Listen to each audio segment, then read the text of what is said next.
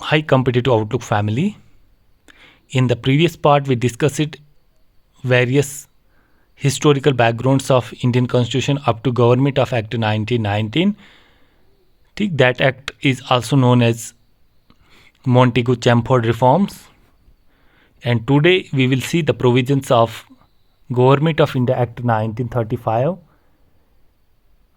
ठीक, तो government of India Act 1935 में बताया गया कि एक ऑल इंडिया फेडरेशन को एस्टेब्लिश किया जाएगा, ठीक, जिसमें ब्रिटिश प्रोविंसेस होंगी और प्रिंसली स्टेट्स होंगी। ठीक, गवर्नमेंट ऑफ इंडिया एक्ट 1935 का जो प्रोविज़न एक था वो ये था कि एक ऑल इंडिया फेडरेशन को इस्टेब्लिश किया जाएगा और उस फेडरेशन में ब्रिटिश प्रोविंसेस होंगी और प्रिंसली स्टेट्स होंगी।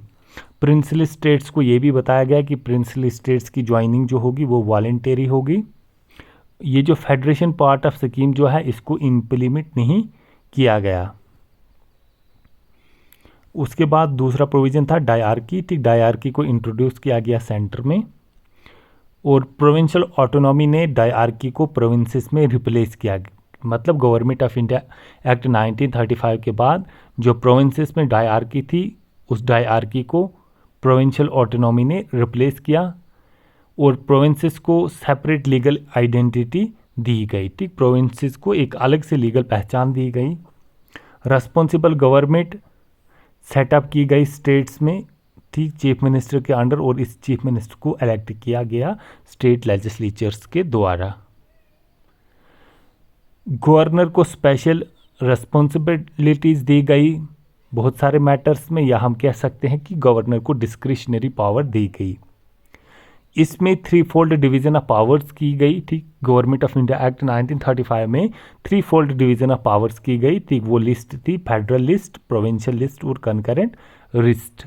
और रेजिडुअरी पावर्स जो थी वो गवर्नर जनरल के पास रखी गई। ठीक, गवर्नर जनरल जो था वो आज के प्रेसिडेंट के कोरस्पॉन्डिंग पोजीशन पे तब था। तो the India council of secretary of state जो है फॉर इंडिया जो है इसको एबोलिश किया गया और प्रिंसिपल ऑफ सेपरेट इलेक्टोरेट जो है इसको आगे और बढ़ाया गया और इसमें एंग्लो इंडियंस को इंक्लूड किया गया, इंडियन क्रिश्चियंस को इंक्लूड किया गया और यूरोपियंस को भी इसमें इंक्लूड किया गया। और इसमें ये प्रोविज़न रखा गया कि एक जो फेडरल कोर्ट इस्टेब्लिश किया जाएगा जिसमें एक चीफ जस्टिस होगा और 10 जजेस होंगे और ये कोर्ट जो 1937 में सेटअप किया गया। So these were some of the important provisions of Government of India Act 1935.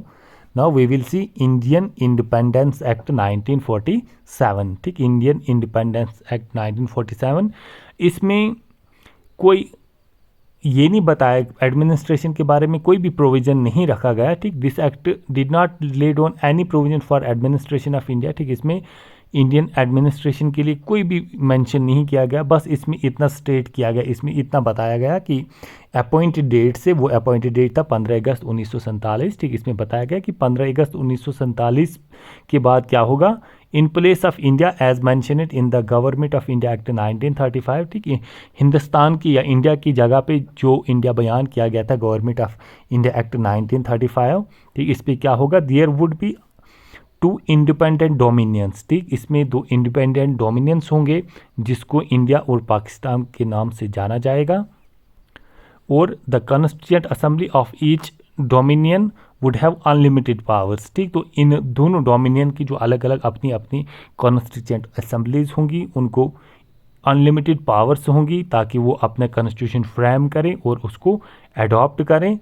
और उनको ये भी पावर होगी कि ब्रिटिश पार्लियामेंट के जो भी एक्ट अभी तक चल रहे थे इंडिया को गवर्न करने के लिए, वो तमाम उनको वो रिपील भी कर सकते हैं। ये तमाम पावर इन दोनों डोमिनियन की जो कॉन्स्टिट्यूएंट असेंबली होंगी उनके पास ये तमाम पावर्स होंगी।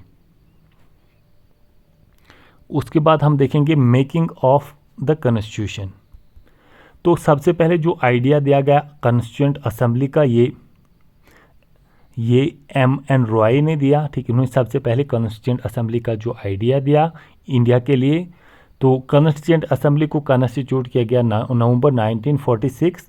ठीक, under the framework constituted by cabinet mission plan. ठीक, कैबिनेट मिशन प्लान ने जो फ्रेमवर्क कहा था या फॉर्मुलेट किया था तो उसके तहत ये कॉन्स्टिट्यूंट असेंबली जो वो कॉन्स्टिट्यूट की नवंबर 1946 में। इस कॉन्स्टिट्यूंट असेंबली की टोटल स्ट्रेंथ जो वो 389 थी। इसमें से 296 सीट्स जो थी वो अलॉट की गई ब्रिटिश इंडिया को और 93 सीट्स जो वो प्रिंसली स्टेट्स को दी गई। तो इन 296 या 296 सीट्स जो अलॉट की गई ब्रिटिश इंडिया में, इसमें 292 सीट्स जो वो 11 जो गवर्नर्स प्रोविंसेस थे उनमें दी गई और 4 जो सीट्स वो चीफ कमिश्नर्स प्रोविंसेस को दी गई और हर एक चीफ कमिश्नर्स प्रोविंसेस को एक सीट दी गई। तो हर एक प्रोविंस और प्रिंसली स्टेट्स जो थी या ग्रुप ऑफ स्टेट्स, इनके साथ स्मॉल स्टेट्स या अगर छोटी स्टेट्स थी तो उनमें स्टेट्स का एक ग्रुप बनाया गया। उनको जो सीट्स अलॉट की गई वो उनकी जो पॉपुलेशन की प्रोपोर्शन थी उसके मुताबिक इनको दी गई।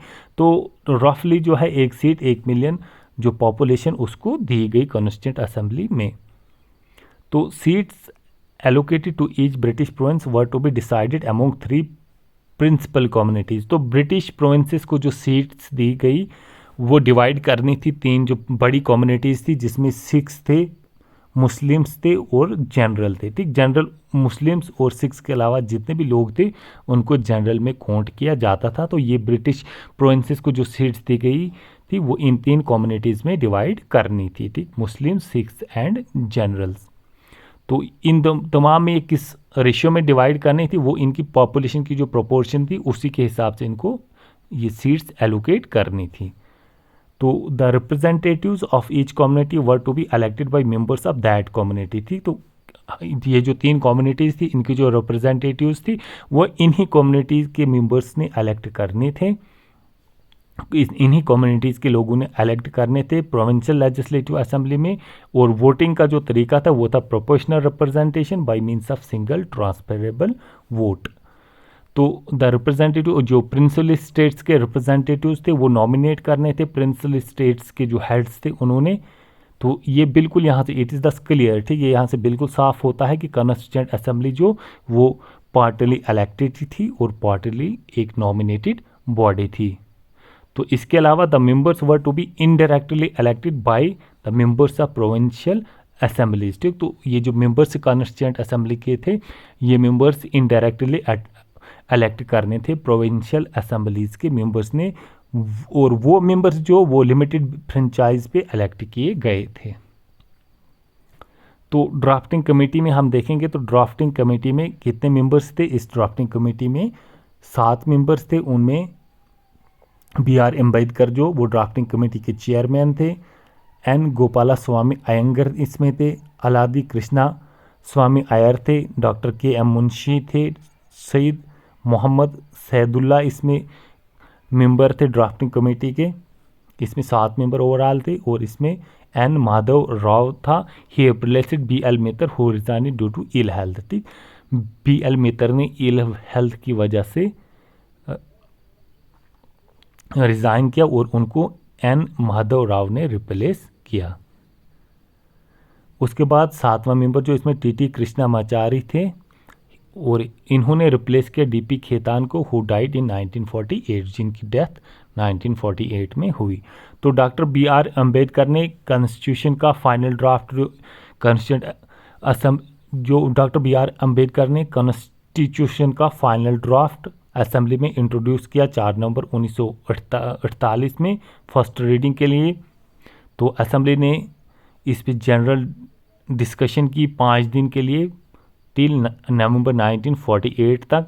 उसके बाद सेकंड रीडिंग के लिए इसको इंट्रोड्यूस किया गया क्लास बाय क्लास कंसिडरेशन के लिए, जो स्टार्ट हुई नवंबर 15 1948 को और एंड हुई अक्टूबर 17 1949। ठीक, उसके बाद ड्यूरिंग दिस स्टेज, ठीक, तो इस स्टेज के दौरान इसमें जो कॉन्स्टिट्यूशन में 7653 अमेंडमेंट्स को प्रपोज किया गया और इसमें से 2473 को एक्चुअली वहाँ असेंबली में डिस्कस किया गया।